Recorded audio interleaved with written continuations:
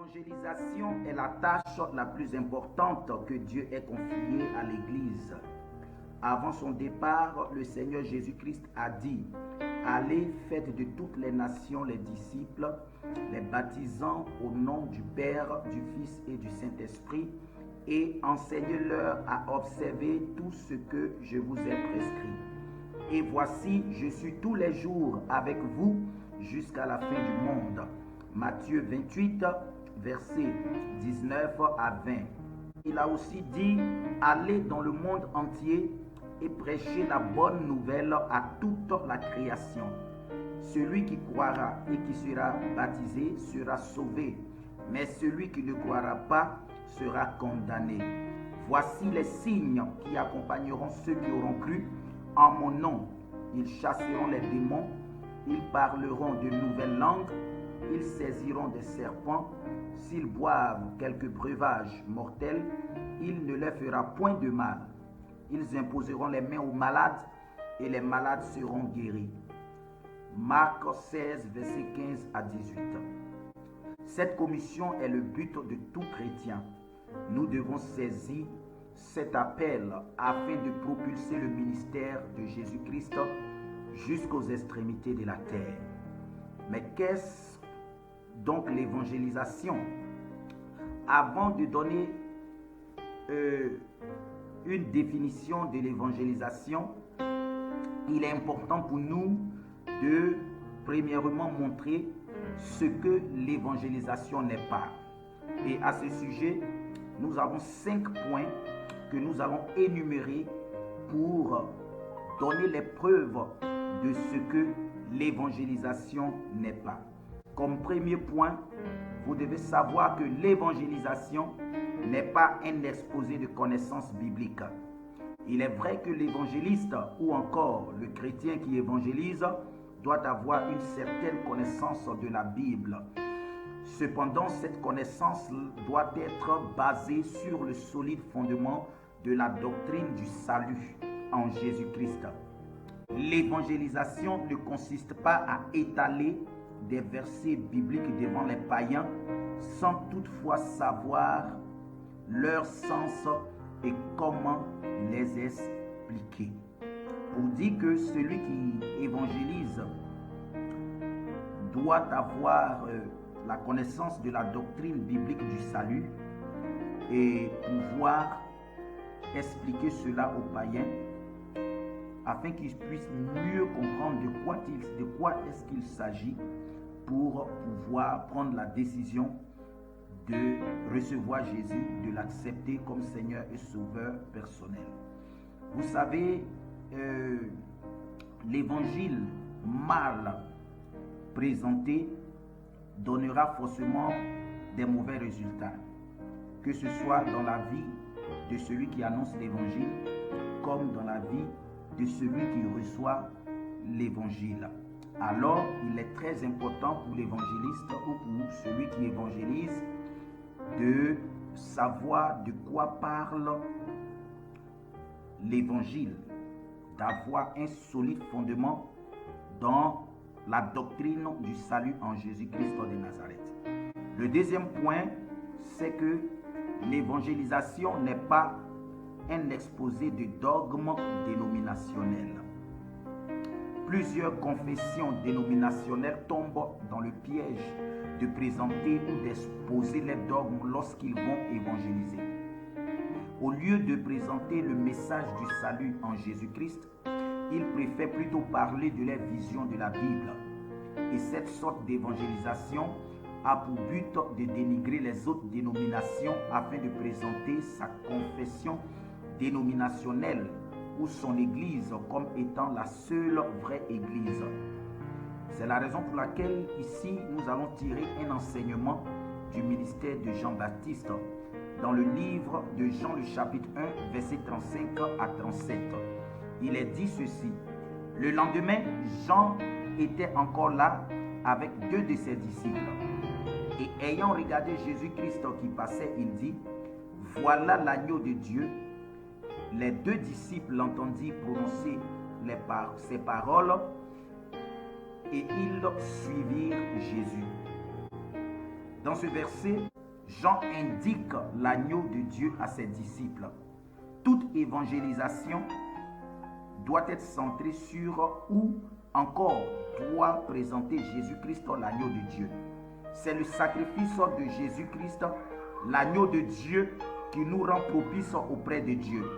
L'agneau de Dieu nous satisfait parfaitement. Par son sacrifice, nous avons le pardon et la rémission des péchés. Lorsque nous évangélisons, notre but doit être d'amener les païens à regarder à la croix, là où Jésus-Christ, l'agneau de Dieu, a été immolé. Et dans le livre de Nombre, le chapitre 21, le verset 8, il est dit ceci. L'Éternel dit à Moïse, fais-toi un serpent brûlant et place-le sur une perche.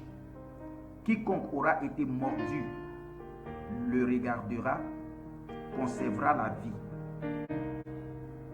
Et Jésus-Christ va étayer cela dans Jean le chapitre 3, les versets 14 à 15, en disant ceci. Et comme Moïse éleva le serpent dans le désert, il faut de même que le Fils de l'homme soit élevé, afin que quiconque croit en lui ait la vie éternelle. Jésus se sert de l'exemple qui a eu lieu avec Moïse dans le désert pour faire une analogie avec son sacrifice à la croix. Donc toute personne qui veut évangéliser ou qui évangélise doit tourner les regards des pécheurs vers Christ qui est l'agneau de Dieu. Faire référence ici à l'agneau de Dieu, c'est indiquer le sacrifice qu'est Jésus-Christ de Nazareth, dont le sang est versé pour la rémission des péchés. La morsure du serpent dans la vie de l'humanité, c'est le péché. Le venin qui crée la mort, c'est le péché. Et le serpent qui doit être regardé, c'est Christ perché sur la croix, qui est l'autel de sacrifice pour le salut de nos âmes. Alléluia. Et dans le même passage de Jean le chapitre 1, verset 35 à 37, nous voyons là-bas que après que Jean-Baptiste ait dit à ses disciples, voilà l'agneau de Dieu, il est aussi dit, et ils suivirent Jésus, parlant des disciples. Alors le fait que Jean-Baptiste indique à ses disciples l'agneau de Dieu a pour conséquence pour ses disciples de suivre Jésus-Christ, l'agneau de Dieu. Cela nous permet de comprendre que le résultat de l'évangélisation est que les gens soient capables de suivre Jésus-Christ après que Jésus leur ait été présenté par la proclamation de l'évangile. Donc si nous avons compris cela, nous verrons que nous appréhenderons mieux ce que c'est que l'évangélisation et nous serons efficaces. Le troisième point que nous voulons toucher ici ou présenter, c'est que l'évangélisation n'est pas le prosélytisme.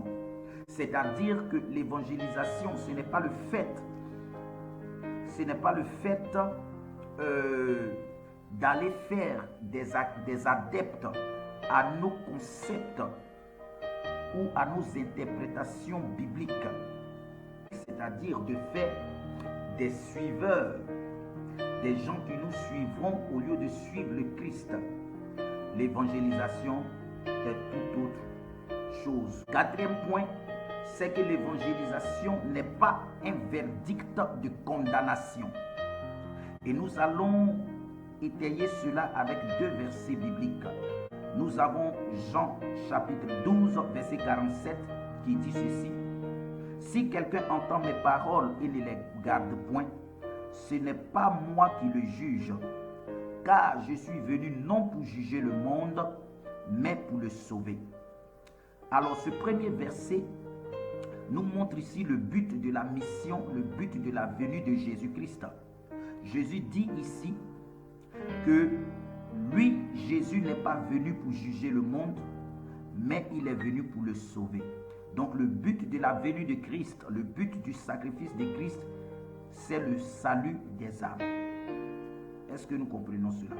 C'est la raison pour laquelle nous disons que l'évangélisation n'est pas un verdict de condamnation. Et Paul va plus loin encore et ajoute ceci.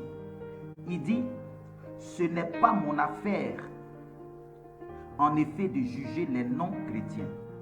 Cela se trouve dans 1 Corinthiens, le chapitre 5, verset 12. Alors donc, Paul a saisi la pensée de Christ, la même pensée que Christ avait, qui était non le jugement, non la condamnation des païens, mais leur salut. Paul l'a réellement saisi. Il faut donc chercher à gagner le méchant plutôt que de le combattre. Dans l'évangélisation, nous devons chercher à gagner le méchant. Notre mission n'est pas d'aller en combat contre le païen, mais notre mission est d'aller en mission de sauvetage. Alors le cinquième point, c'est que l'évangélisation n'est pas un programme social. Ce point est très important et il faudrait que nous comprenions bien ce point-là. C'est vrai que les projets sociaux dans l'évangélisation est très important. Est-ce que vous comprenez cela? Ça peut être d'ordre alimentaire, d'ordre médical ou d'ordre éducatif. Mais toutes ces choses-là sont utiles que dans le cadre de l'évangélisation.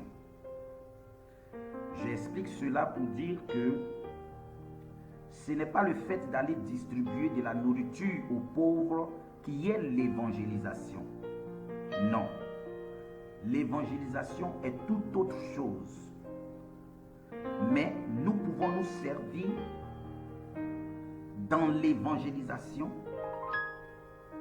d'un projet social alimentaire, c'est-à-dire que dans l'évangélisation, il peut arriver que nous puissions distribuer la nourriture aux gens, ou des vêtements, ou des médicaments. Mais le fait d'aller distribuer des médicaments, ce n'est pas ça l'évangélisation. Et c'est ce que nous, chrétiens, nous devons bien comprendre d'abord.